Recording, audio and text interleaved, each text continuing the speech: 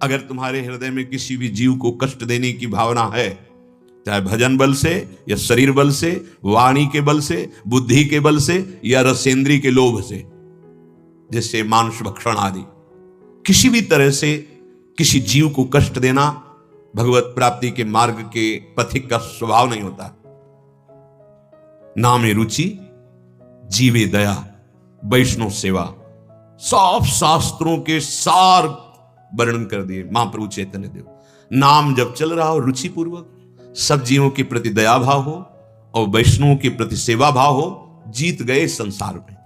हरिराम व्यास जी कहते हैं बिना दया और दीनता के भव समुद्र से पार होना कठिन पड़ जाता है। ये अहंकार दीन होने नहीं देता और स्वसुख वासना ये दया को नष्ट कर देती है। अपने सुख की जब चाह होती है तो दूसरे को सुख देने की भावना ही नहीं रह जाती। विमद विमत्सर संत जहां है, भगवत लीला सरन, व्यास आस की पास बंधे ते, बूढ़े गृह आसरन, जाके मन बसे काम कामिनी धन। अब उपाय बता रहे हैं। काम, कामिनी, कंचन और कीर्ति, इसके बाद हमारे हृदय के समस्त विषय स्फुरणाओं का नाश, हमारे हृदय में दया, दीनता, करुणा का प्रादुर्भाव, ये सब कैसे होगा? तो कह रहे हैं विमद विमत्सर संत जहां हैं, पहचान पहले रख दी है। अहंकार रहित, ईर्ष्या रहित जहां संत विराजमान हैं, उनके सानिध्य का परम लाभ मिलता है कि अपने आप उनका नशा होता चर्चा करना, वो भगवत चर्चा करेंगे।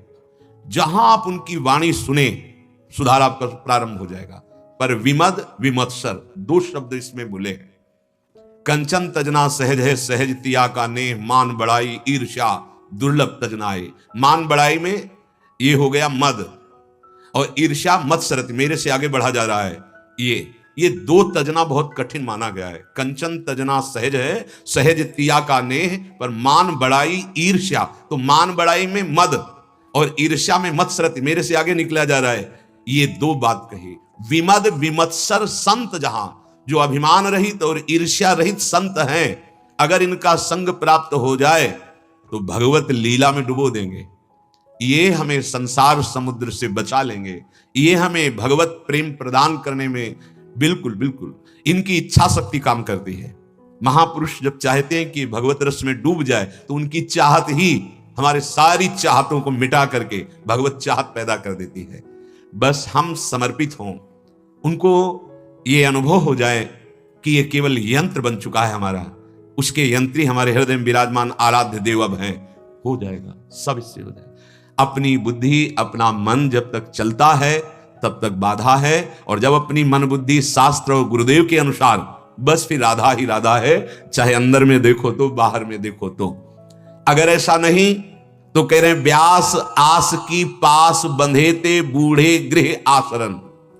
शरीर में आसक्ति, घर में आसक्ति और आशाएं भोगों की, धन की, नाना प्रकार की कामनाएं, बोले भव समुद्र में डूब जाएंगे। यदि संत समागम नहीं मिला तो भव समुद्र में डूब जाएंगे। ये भव समुद्र पार करना तैर के तो बहुत ही कठिन है, क्योंकि अपार अगाध है। पर नाम जप करते हुए यदि हम सत्संग सुने, साधन को हरि भजन है कह सत्संग सहाय, सच्ची मानो ना तैरना पड़ेगा ना नाव में बैठना पड़ेगा, सूख ही जाएगा। नाम लेत भव सिंधु सुखा ही ले, ना नाव की जरूरत है और ना तैरने की जरूरत है ही नहीं। नाम लेत भव सिंधु सुखा ही, क्या सूख जाता है? जो हमारे अंदर भ्रम था, स्त्री पुरुष जड़ चैतन्य अच्छा बुरा, ये खत्म हो गया। अब जिधर देखो अपने श्याम सुंदर दिखाई देते, जित देखो तित श्याम मई, खत्म हो गया, सूख गया, भव समुद्र ही सूख गया। इसी को भगवान कहते हैं गीता जी में कि जब तक तेरी बुद्धि मोह रूपी दलदल से नहीं पार हो जाती, तब तक तुझे ये जो शास्त्रों में वर्णन पाया गया, जो महापुरुषों की स्थिति है, वो समझ में नहीं आएगी। यदि मोह रूपी दलदल से तेरी बुद्धि पार हो जाए तो सुने हुए भोग, भोगे हुए भोग, भोगने में आने वाले, सुनने में आने वाले भोग, इन सब से तेरी बुद्धि तर जाएगी, अर्थात कोई आकर्षण नहीं रह जाएगा। श्री भगवान कह रहे दो प्रकार का संसार का मोह दलदल है। एक तो है भौतिक भोगों का और दूसरा है शास्त्र का। श्रुति विप्रतिपन्ना ते यदा स्थास्यति निश्चला समाधावचला बुद्धि तदा योगमवाप्स्यसि।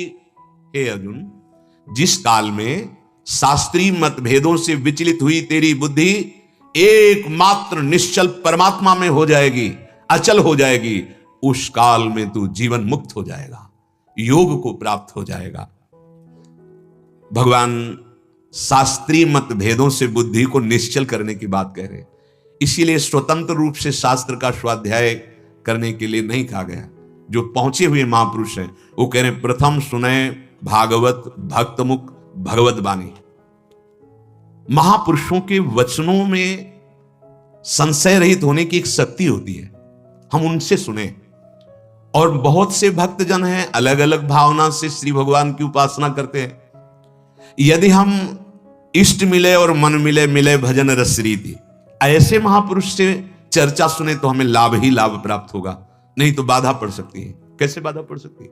अब एक भक्त है निराकार का और एक भक्त है प्रभु के साकार रूप का। साकार वाला यदि निराकार के पास बैठकर सत्संग सुनेगा तो बाधा पड़ जाएगी। वो किसी आकार को स्वीकार ही नहीं करता और वो आकार से ही उस परम तत्व को प्राप्त करने के लिए उपासना कर रहा है।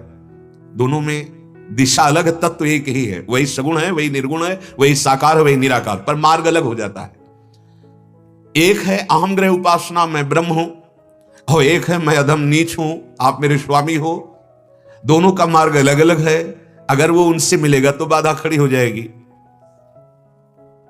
अब हमारा है सिद्ध भाव दासोहम और वहां सिद्ध भाव है शिवोहम। दोनों एक ही तत्व के उपासक। अब कैसे बनेगा? वो कहेगा तुम्हारा सेवक स्वामी भाव अविद्याग्रसित है, तू और कोई नहीं है, वही ब्रह्म है, ऐसा चिंतन कर। शिवोहम बिल्कुल परम सत्य शास्त्रीय सिद्धांत है, वो प्रमाणित है शास्त्रों में। अब वो बेचारा भाव में जो बहने के लिए प्रेम मार्ग में जहां मोक्ष सुख भी लघु हो जाता है, अब वो दासोहम वाला अब कैसे उसको पचा पाए? अगर हम विपरीत मायाजनित किसी भाव में जा रहे हैं तो बचने की संभावना है। इसीलिए कहा कि संसार उलझा हुआ छटाक भर सूत है, लेकिन शास्त्रीय जाल उलझा हुआ 100 मन सूत है, क्योंकि ये सत्य है। उसके प्रति तो हमारी असत बुद्धि तो बच जाएंगे, 50 ग्राम है, सुलझ जाएगा। पर ये जो है ये सत्य मार्ग है, वो प्रमाणित करेगा, वेद का ये सिद्धांत है। अब इसीलिए बहुत सावधानी से रसिक शिरोमणि ध्रुवदास जी महाराज करें, इष्ट मिले, मन मिले, मिले भजन रस रीति, 3 बातें मिलनी चाहिए, फिर हम सत्संग करें। हमारे आराध्य देव की निष्ठा, जैसे हम श्री श्यामा श्याम के बिके हुए दास हैं। अब हमारा मन मिलना चाहिए। हमारा मन राग रहित अनुराग मार्ग का पथिक, तो राग रहित अनुराग मार्ग की ही चर्चा और हमारी रस रीति, श्यामा श्याम की प्रतिपल दुलार करने की भावना। तुम इष्ट मिले, मन मिले, मिले भजन रस रीति, तहा निशंक है मिलिए। अब निशंक होकर सत्संग करो, कोई बाधा पड़ने वाली नहीं है। नहीं तो इतने शास्त्रीय मत है। भगवान कह रहे हैं जिस काल में शास्त्रीय मतों से विचलित हुई तेरी बुद्धि निश्चल हो जाएगी एकमात्र परमात्मा में, उसी समय तू अचल परम पदवी को प्राप्त हो जाएगा, उसी समय तू योग को प्राप्त हो जाएगा। हमें लगता है वृंदावन रसोपासना के उपासी जनों में अब तो कोई समाधान की आवश्यकता तो रह नहीं गई होगी, क्योंकि ये बात तो बच्चे बच्चे में बैठ गई होगी कि अब जो कुछ है हमारी लाडली जो है यही समाधान है। एक भरोसो, एक बल, एक आस विश्वास, यही समाधान है। सुन रहे हैं, बोल रहे हैं, महापुरुषन ने सब रस गायो, देखनो यह है कि उनको हियो कहां ठहरानो, ताको समझनो गहनो। श्री ध्रुवदास जी महापुरुषों ने भक्ति के सब स्वरूप का गायन किया है। देखना यह कि उनकी आसक्ति कहां, उनका हृदय कहां है, वही पकड़ो, उसी को समझो, उसी को पकड़ो और चलो। जैसे अपने यहां सब भगवत चर्चा होती है, जैसी जैसी जाय सुहाई आय सकल चरणन भजे। अब उपदेश भक्ति को कहो, जैसी विधि जाके चित रहो, लहो सुमन वांछित सुफल, सब हरि भक्ति कही समुझाए, जैसी जैसी जाय सुहाय, आय सकल चरणन भजे, साधन सकल कहे अविरुद्ध, वेद पुराण सु आगम शुद्ध, बुद्धि विवेक जे जानहि, समझियो सबन सु भक्ति उजास। ये हुआ प्रवचन। अब निज धर्म अपनो कहत, ये हुआ हृदय।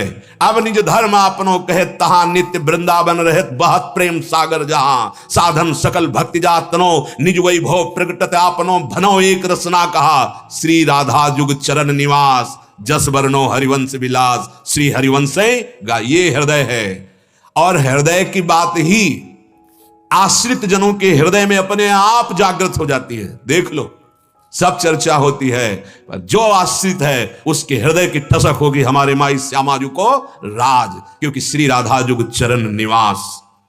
चित्त का समाधान हो जाना चाहिए। पहले तो साधक को इस बात में संदेह बना रहता है कि सांसारिक व्यवहार और परमार्थ दोनों अलग अलग हैं। सांसारिक व्यवहार किया जाए या भजन किया जाए। फिर जब उससे काफी सत्संग मिलता है सुलझे हुए महापुरुषों का, सत्संग भी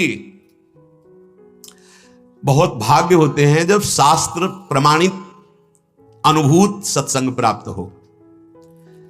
जब उसको सत्संग प्राप्त होता है तब उसका ऐसा निर्णय होता है कि ये जो मैं भेद समझ रहा था कि व्यवहार अलग है, परमार्थ भजन अलग है, नहीं नहीं, ये मेरी भूल थी। संसार में जो कर्तव्य मिला है उसको करते हुए नाम जप करना, यही भजन है। सेवा और सुमिरन। कहे हनुमंत विपति प्रभु सोई, जाओ तो सुमिरन भजन न होई। भजन अलग चीज है, सुमिरन अलग चीज है। सुमिरन होता है जैसे नाम सुमिरन कर रहे, रूप सुमिरन कर रहे, लेकिन भज धातु सेवायाम, सेवा जो आप कर्तव्य कर्म कर रहे हो ये भगवत सेवा है। सेवा और सुमिरन दो हैं जिससे हमारी अध्यात्म की यात्रा ऊंचाई में, जैसे पंछी दो पंख से उड़ता है, ऐसे ही सेवा और सुमिरन। प्रायः संतों का सेवा सुमिरन सावधान साधो, सेवा सुमिरन सावधान।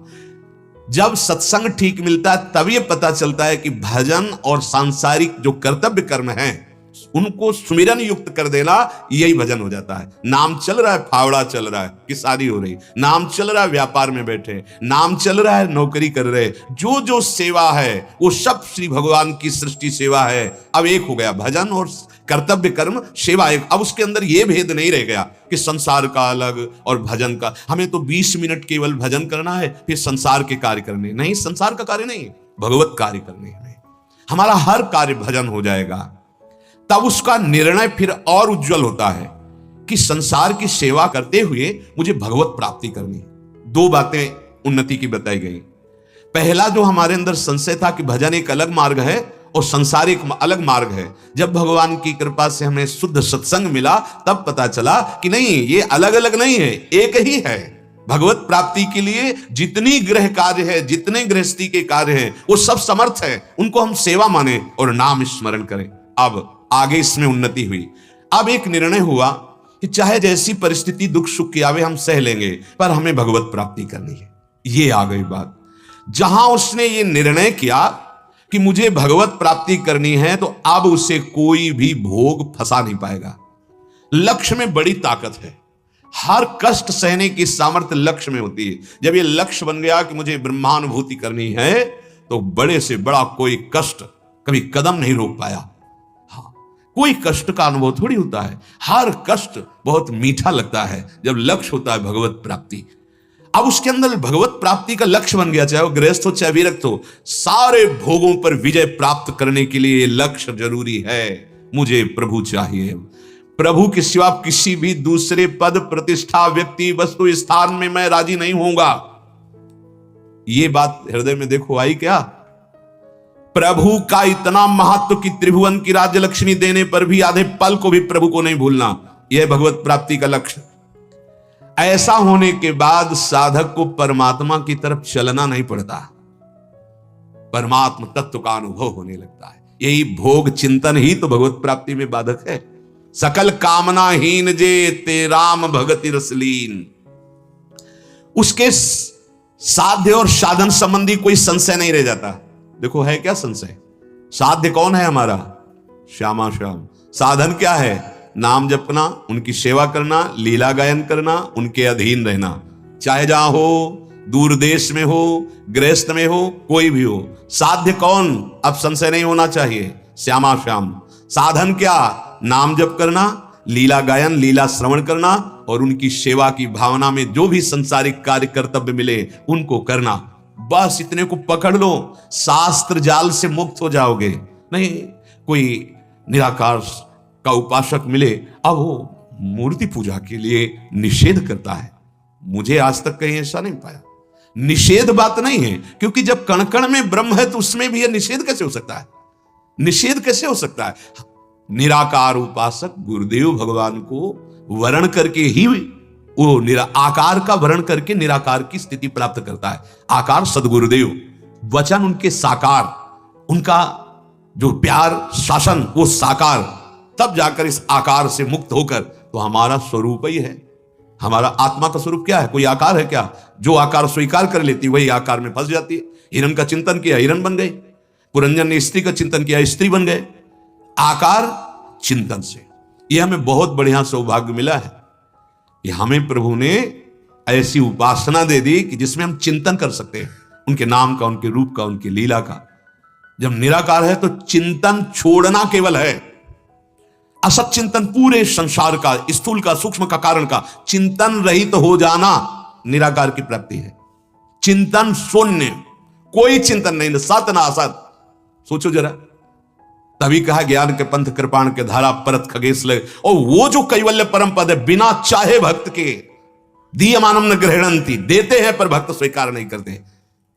अब अपने भाव को समझ लीजिए, शास्त्रीय जाल में फंसा हुआ चित्त निकल पाना बहुत कठिन होता है। बिल्कुल समिट जाइए। श्यामा श्याम, इनका नाम रूप लीला धाम, और जो जगत के कार्य करते हो सेवा, बस। ज्ञान धर्म व्रत कर्म भक्ति किंकर किए, भक्ति हित जे शरण आए। विश्वास कीजिए, द्वंद्व दोष सब घटे, कमल कर जिन अभय दीने, कर्म बंधन सब कटे। विश्वास कीजिए आचार्य शरणागत स्वामिनी जी की शरणागत को अब अन्य कोई भाव स्वीकार नहीं करना चाहिए, अन्य कोई चिंतन का विषय मेरा क्या होगा अगर जब तक ये है तो अभी शरणागति नहीं। हम कैसे हैं, क्या है, छोड़ो। हमारी स्वामिनी जी कैसी हैं, क्या है, जरा ये देखो। ऐसा करुणामय स्वभाव और अखिल लोक ब्रह्मांड पति जिनके अधीन है, ऐसी हमारी प्रियाजू, और उनकी हम शरण में हमारा क्या होगा? वही होगा जो परम मंगल होगा, क्योंकि हम प्रियाजू के हैं। अब ये नहीं आना चाहिए कि हमारा क्या होगा। बड़ा दुर्भाग्य है जो गोरे चरणारविंद की शरणागति का अवसर प्राप्त हुआ और फिर विमुख होकर के विषय आनंद में लग जाए या अन्य शास्त्रीय मार्गों का अवलोकन करने लगे। श्री भगवान कह रहे हैं, शास्त्रीय मतभेद विविध साधनों का वर्णन करते हैं, विविध साधनों का। उपासक में बहुत जल्दी यह संशय खत्म हो जाना चाहिए कि मेरा साधन क्या है। साधन पद्धति के विषय में यदि संशय बना रहा तो पूरा जीवन निकल जाएगा बहुत दूर नगरी। साधन समझ गए अपना? बिल्कुल सरल शब्दों में, हमारे साध्य श्यामा श्याम, इनका नाम जप करना, इनकी लीला गायन श्रवण करना और इनकी सेवा और इनके अधीन रहना। बिल्कुल ये सब शास्त्रों का सार तुम्हें बता रहे हैं। ये बात अंदर बैठा लीजिए।